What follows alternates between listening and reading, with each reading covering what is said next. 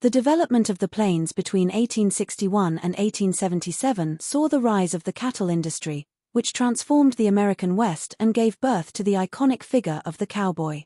The beef bonanza, as it came to be known, began in Texas, where vast herds of cattle roamed freely after the Civil War. These cattle, primarily longhorns, were hardy animals well suited to the tough conditions of the plains. Following the war, the demand for beef in the growing cities of the North and East surged, leading enterprising Texans to seize the opportunity to supply this demand.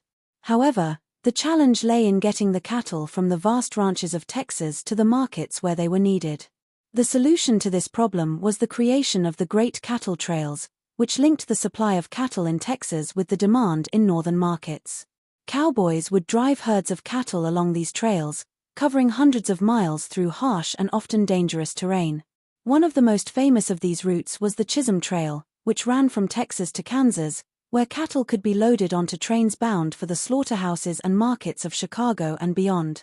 These trails were vital to the cattle industry, allowing millions of cattle to be moved from the open ranges of Texas to the bustling urban centers of the East.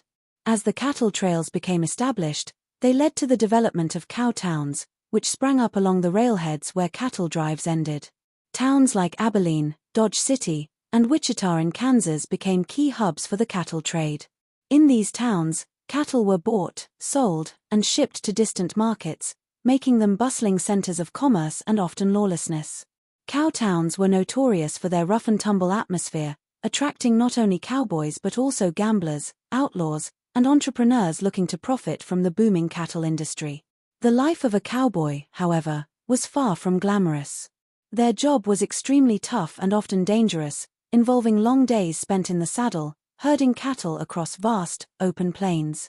Cowboys had to contend with unpredictable weather, treacherous river crossings, and the constant threat of stampedes.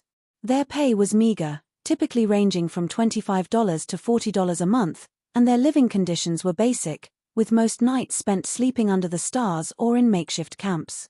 Despite the hardships, cowboys were essential to the cattle industry, and their skills and endurance were critical to the success of the cattle drives.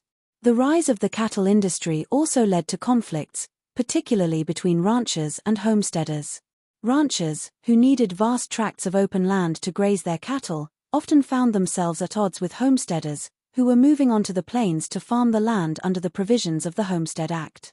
This act granted settlers 160 acres of land which they were required to cultivate and improve, often leading them to fence off sections of what had previously been open range.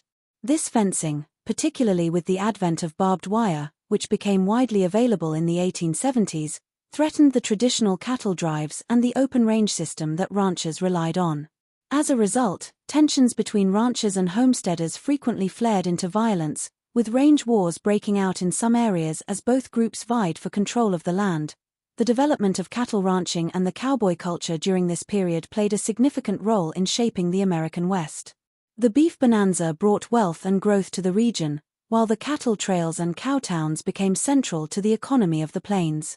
Despite the romanticized image of the cowboy, the reality of their lives was one of hard work and low pay, set against a backdrop of fierce competition for land and resources.